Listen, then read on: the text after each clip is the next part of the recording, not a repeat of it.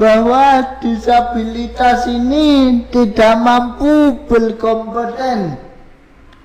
Disabilitas dianggap orang idiot, orang yang lemah, bahkan yang saking parahnya mas, disabilitas ini dianggap orang gila.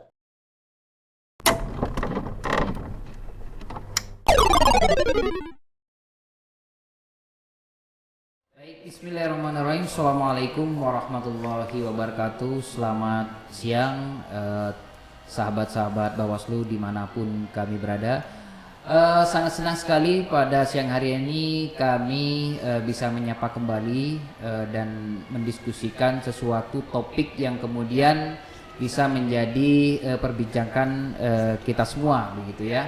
Dan saya perkenankan Kordif SDMO Kabupaten Bondowoso Ridwantoro untuk memandu acara podcast pada hari ini yang kebetulan temanya cukup luar biasa, yaitu temanya adalah peran disabilitas dalam kepemiluan di 2024. Nah, hari ini kita untuk tema ini kedatangan tamu yang sangat luar biasa ya, yang beberapa tahun terakhir ini sangat serius memperjuangkan saudara-saudara kaum disabilitas untuk mendapatkan perlakuan dan pengakuan yang sama ya, baik di birokrasi maupun di sosial masyarakat, begitu ya kira-kira. Monggo kita bersama-sama menyapa narasumber kita pagi hari ini ya. Assalamualaikum Mas Salman. Ya, waalaikumsalam Mas Ridwan. Ya, boleh diperkenalkan terlebih dahulu agar sahabat-sahabat Bawaslu yang menonton podcast ini bisa mengenal lebih jauh lagi tentang profil Mas Salman. Ya baik, ya selamat siang pemirsa podcast Bawaslu Bondowoso. Perkenalkan, nama saya Salman Al-Falis dari Jember Selatan, tempatnya di Kecamatan Ambulu. Saya selaku Ketua Pemuda Inklusi Indonesia dan usia saya 25 tahun. Dan selama ini saya bergerak di bidang inklusivitas di bagian pemuda, terutamanya pemuda disabilitas dan pemuda non disabilitas. Ya, sudah berapa tahun Mas Salman ya bergerak di situ? Saya bergerak di inklusi ini mulai tahun 2018 ya. Sampai 2022 tetap istiqomah ya. Ya, tetap istiqomah. Itu perjuangan ya. Nah, Mas Salman, ini ya kalau boleh tahu sahabat-sahabat Bawaslu seluruh Indonesia ini ya, hal apa yang telah dilakukan Mas Salman ya untuk memperjuangkan saudara-saudara kaum disabilitas ini selama periode waktu 2018 sampai hari ini? Ya, selama ini fokus perjuangan saya terhadap isu-isu kesehatan, reproduksi, disabilitas dan non-disabilitas. Yang dimaksud itu adalah mewujudkan suasana yang inklusif. Nah, jadi suasana atau sistem yang inklusif ini yang dimana pihak masyarakat ataupun layanan publik, bahkan waktu itu karena fokus kami di bidang kesehatan ya, jadi waktu itu kami fokus kepada layanan kesehatan seperti rumah sakit ataupun puskesmas. Itu gimana sih supaya bisa akses untuk teman-teman semuanya, baik kaum perempuan, baik kaum disabilitas, bahkan lansia, bahkan untuk akses untuk semuanya. Nah itu gimana sih supaya bisa akses tersebut? Nah kemudian kami melakukan analisis kepada masyarakat untuk menyatukan suara mereka, baik di disabilitas, remaja umum, dan para pemimpin masyarakat seperti OPD terkait gimana sih supaya munculnya sistem yang inklusif ini, sehingga tidak ada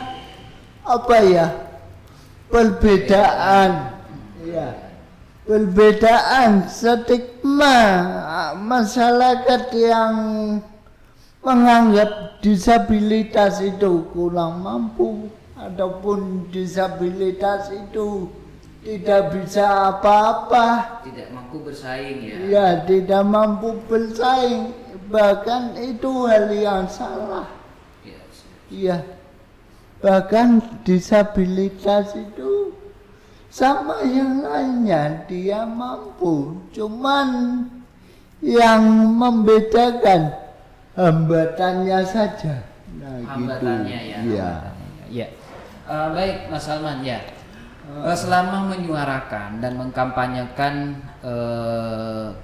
perlakuan dan mendapatkan hak dan kewajiban yang sama ya kepada kaum-kaum disabilitas ini, selama ini kesulitannya kira-kira apa Mas Salman yang dihadapi, baik untuk mengeliminir stigma dan stereotip tentang ketidakmampuan kaum disabilitas maupun akses-aksesnya, itu gimana kesulitannya Mas Salman, bisa diceritakan gitu.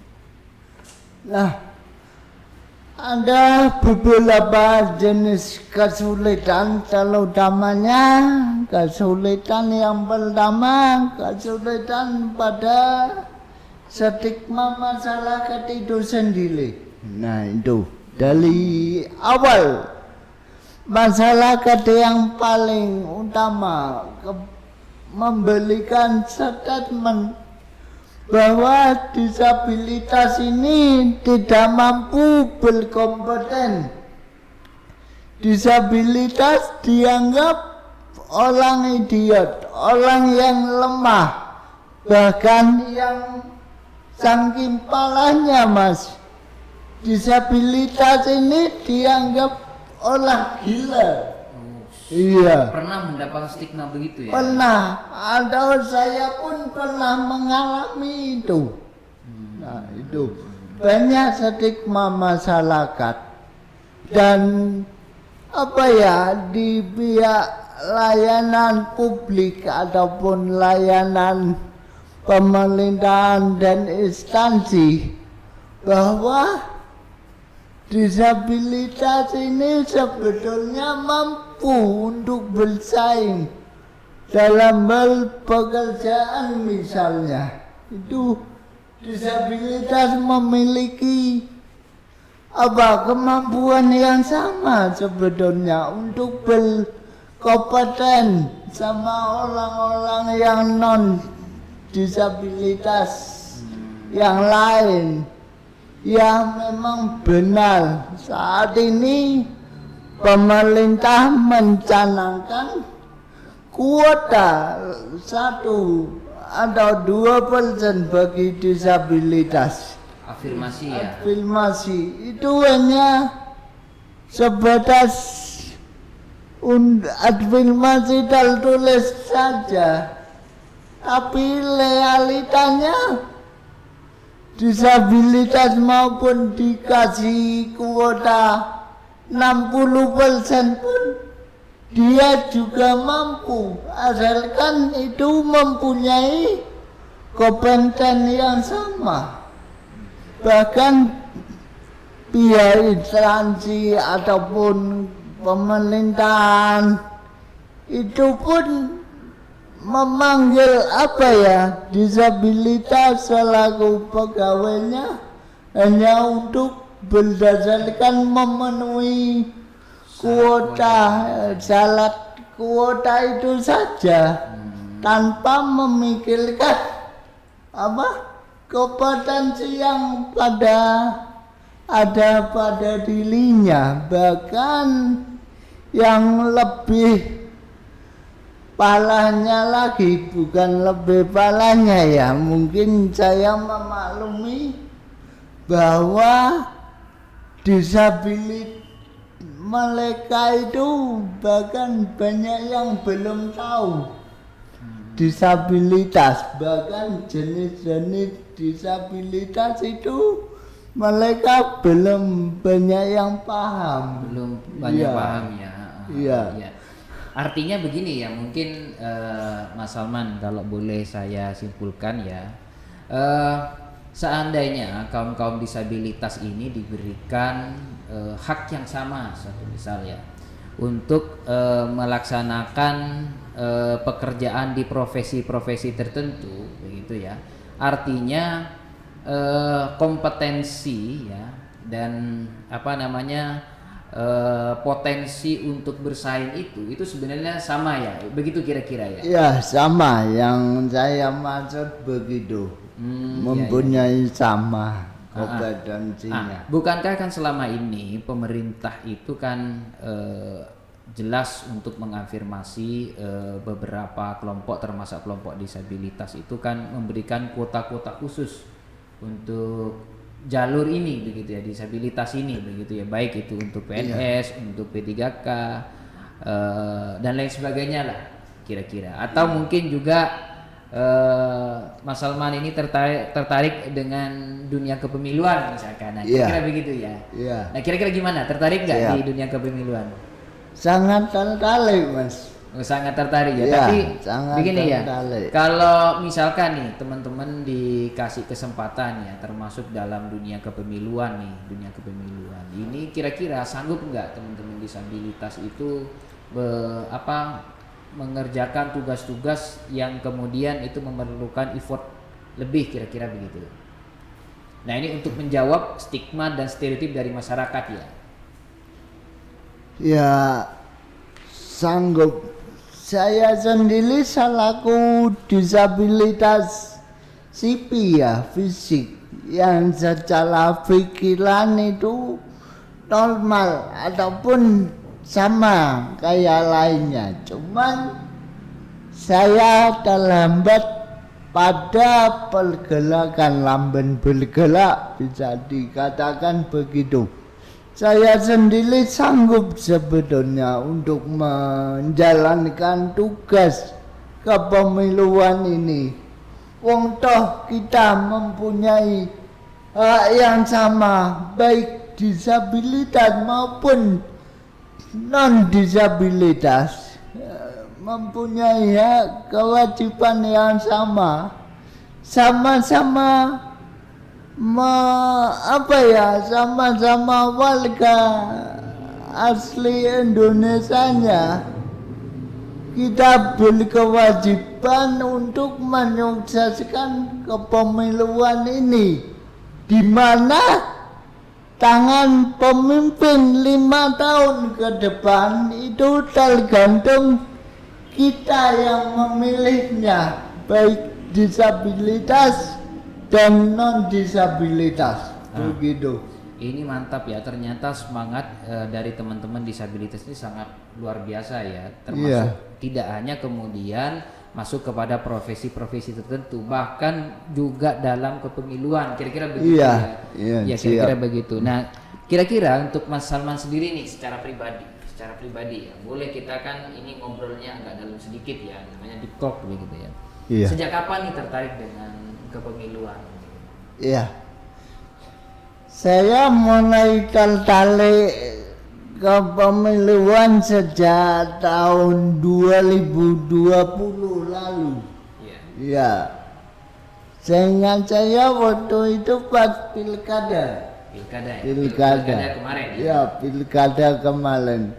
Mengapa saya tertarik karena sama yang saya bicarakan di awal tadi, suara saya itu sangat berpengaruh kepada kepemimpinan 5 tahun ke depan bangsa ini.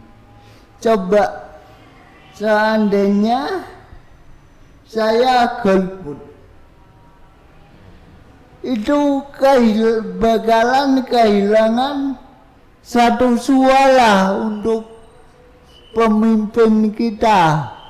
Padahal kemajuan bangsa ini, kemajuan wilayah kita ini itu tergantung pada kita. Tidak mandang statement, baik itu disabilitas maupun non-disabilitas, kita mempunyai kewajiban dan hak yang sama untuk memajukan negara ini. Luar biasa ya, luar biasa. Jadi mungkin ya saya bisa memahami begini ya. Mungkin secara fisik ada keterbatasan, tapi kemudian secara semangat, niat ya, dan mungkin cita-cita luhur tadi ya, yang kemudian bisa menjadi poin ya, poin lebih atau value added daripada teman-teman disabilitas untuk kemudian merangkai, ikut terlibat dalam merangkai masa depan bangsa dan negara ini, termasuk dalam mungkin ya sebagai terlibat aktif di kepemiluan, mungkin sebagai penyelenggara pemilu, kira-kira begitu ya. Iya. Nah, kalau boleh saya ini ya mengupas lebih dalam ini, Mas Salman ya. Iya. Kira-kira argumentasi apa yang kemudian Mas Salman bisa sampaikan begitu ya, sehingga saudara-saudara kami ya, yang kami cintai ini, saudara-saudara kaum disabilitas itu ini juga perlu diafirmasi di pemilu 2024, kira-kira begitu. Iya. Gimana Mas Salman argumentasinya? Kalau argumentasi saya sebetulnya sangat simpel. Gini, kita sama-sama memiliki hak dan kewajiban yang sama, menyukseskan penyelenggara pemilu ini, baik disabilitas maupun non-disabilitas. Apabila kami dirasa kompeten di bidang itu tanpa memandang secara fisik, pasti kami akan melakukan hal terbaik untuk penyelenggara pemilu ini. Lebih-lebih kepada panitia pemilihan umum dimanapun berada, layanan publik jika memberikan kesempatan pada disabilitas, monggo berikan kesempatan. Jangan takut bahwa pekerjaan ini akan terbengkalai. Selama disabilitas itu mampu secara pikiran, secara kognitif, apa boleh buat, diberikan kesempatan untuk kesempatan yang sama untuk mengabdi kepada bangsa dan negara. Untuk mengabdi kepada bangsa dan negara itu tadi. Ini sangat luar biasa pemirsa ya, memang semangat yang berapi-api dari narasumber kita ini memang sangat luar biasa begitu ya.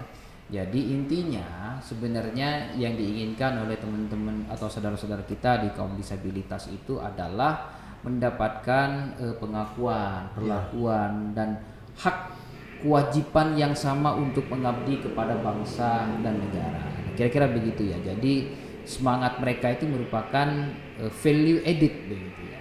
value added, nilai tambah bagi teman-teman disabilitas, kira-kira begitu ya. Iya. Nah, Mas Salman, sekarang saya pengen ini ya, harapannya untuk penyelenggara pemilu di 2024 ini terkait dengan suara dari kaum atau saudara-saudara kita di kaum disabilitas ini. Harapan saya kepada semuanya, para penyelenggara pemilu, baik para pemerintah terkait kepemiluan ini, jangan diskriminasi kita, jangan meremehkan seorang disabilitas, karena sesungguhnya kita bukan orang yang sakit pikiran. Kita masih sehat akal dan pikiran kita, cuman cara hambatannya saja yang kurang